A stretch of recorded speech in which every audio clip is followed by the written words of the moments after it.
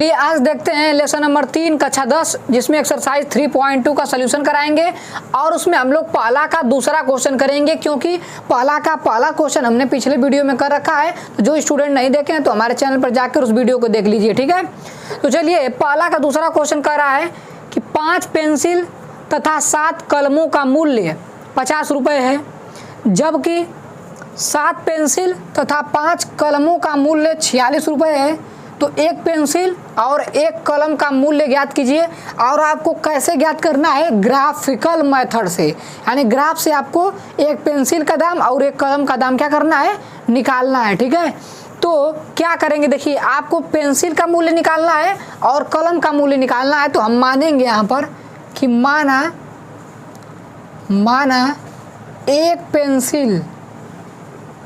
एक पेंसिल का मूल्य, माना एक पेंसिल का मूल्य x रुपये है तथा एक कलम का मूल्य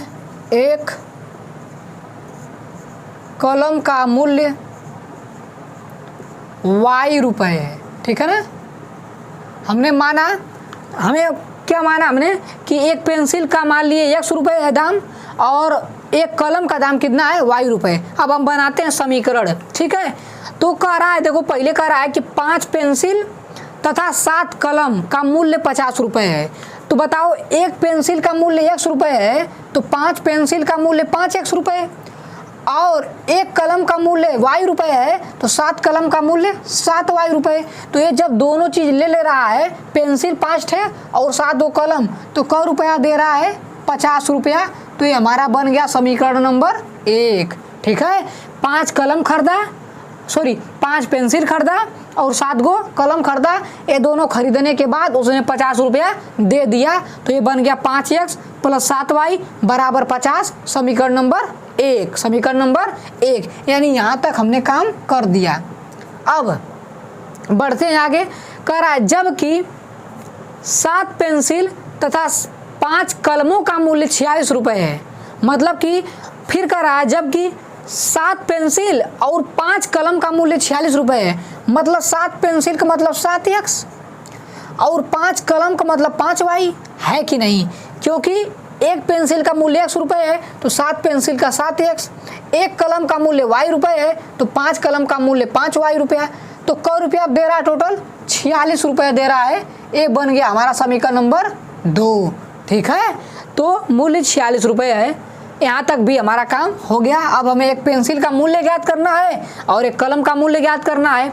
हमने समीकरण बना दिया है। अब जब हम समीकरण बना देते हैं तो हमारा सवाल आधा क्या हो जाता है, सॉल्व हो जाता है।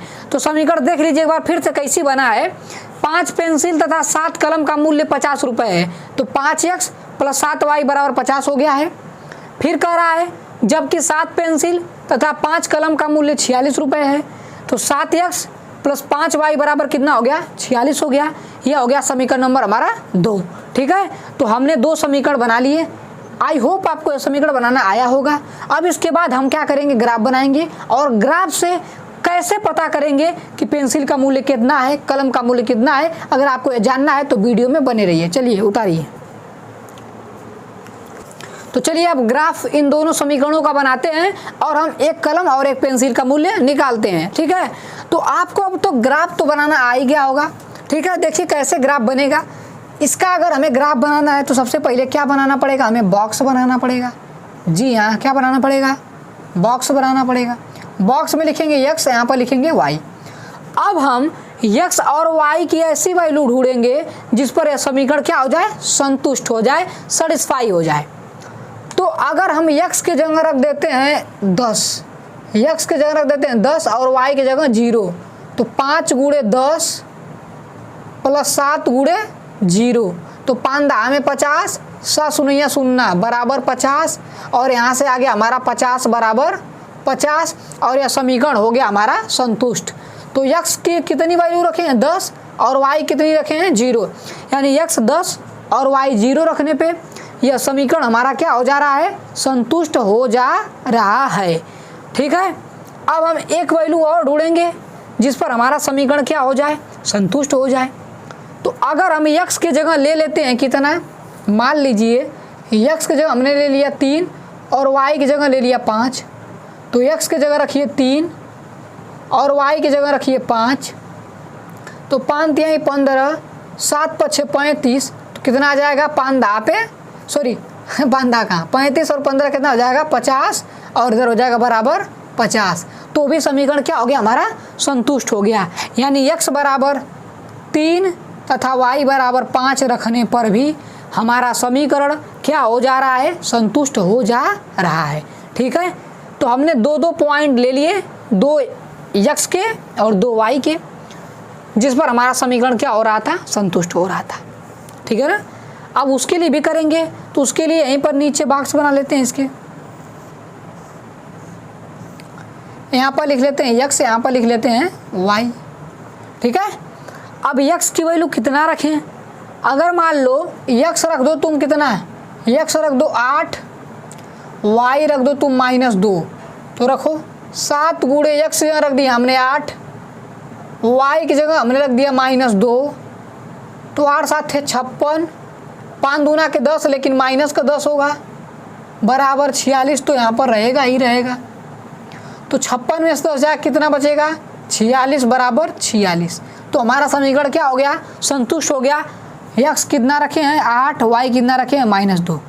एक बात आपके दिमाग में रही कि सर आप कैसे ला दे रहे हो, तो भैया सोच सोच के ला रहे हैं, किस पर समीकरण संतुष्ट हो जा रहा है।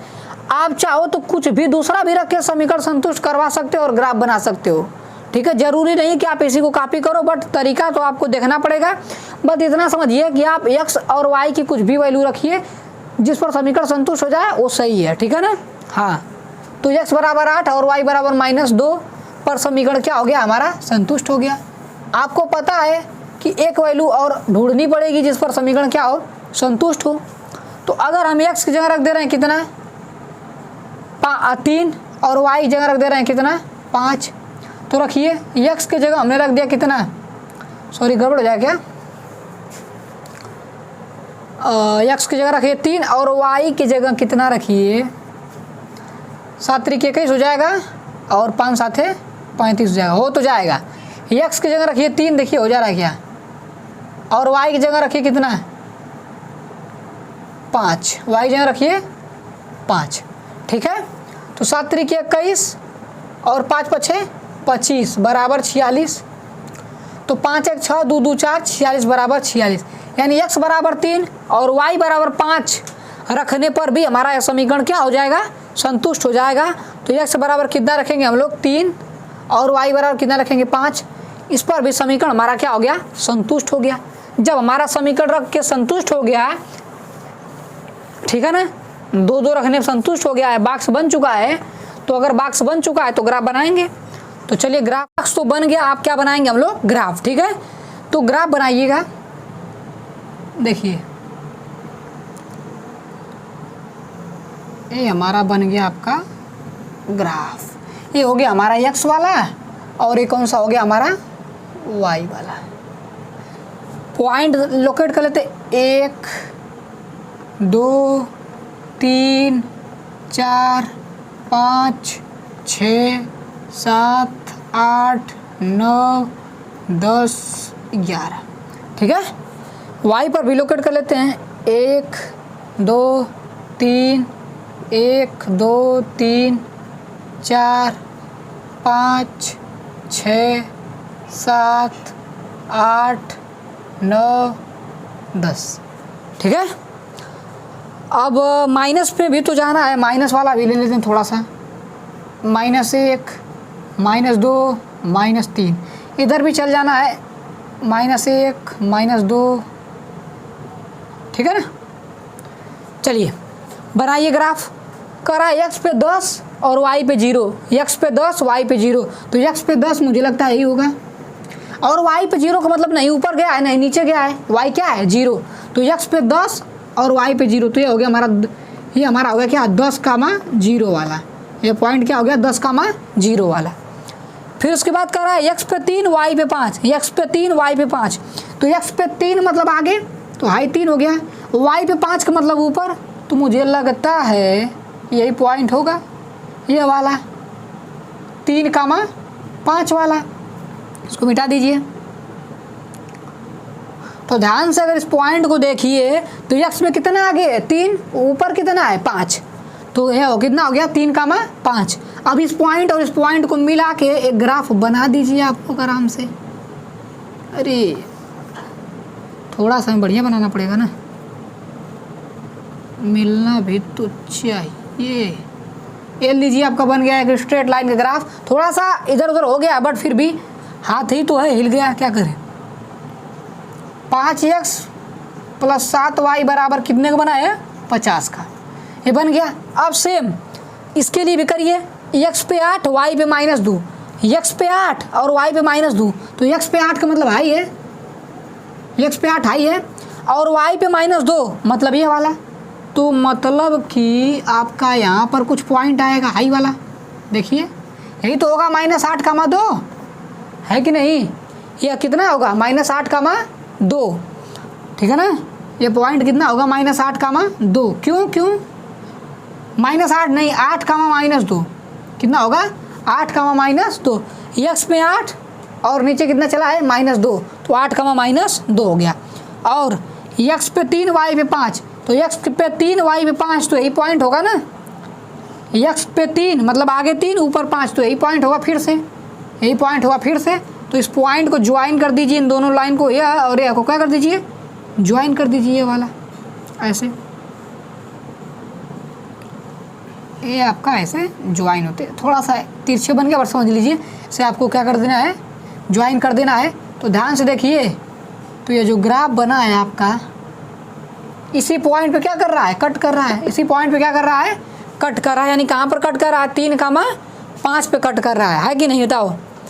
देखो ध्यान से कि 3,5 इसके लिए भी है और 3,5 इसके लिए भी है, तो 3,5 इस वाले के लिए भी आएगा और 3,5 इस वाले के लिए भी आएगा, तो जाहिर सी बात यहीं पर कट करेंगे। मैंने आपको कल ही बताया था जिस पॉइंट पर कट करेंगे वही x और y का मान होगा, जिस पॉइंट पे ग्राफ कट करेगा वही x और y का क्या होगा मान होगा। तो x बराबर कितना आया 3 और y बराबर कितना आया 5। x किसको माने थे, x माने थे पेंसिल को, तो पेंसिल का दाम, एक पेंसिल का दाम कितना है 3 रुपया और एक कलम का दाम कितना है 5 रुपया, एक कलम का दाम कितना है 5 रुपया। तो इसमें रख के देख लो आ भी जाएगा, ठीक है ना। तो एक कलम का दाम 3 रुपया है और सॉरी एक पेंसिल का दाम 3 रुपया है और एक कलम का दाम कितना है 5 रुपया है, ठीक है। तो ऐसे बन गया इसका ग्राफ, सोल्यूशन आ गया, जहाँ कट किया वही मान हो गया x और y का। तो ऐसे आपने ग्राफ से मान निकाल लिया। तो यहीं पर करते हैं वीडियो को समाप्त, अगले वीडियो में बताएंगे क्वेश्चन नंबर 2। धन्यवाद।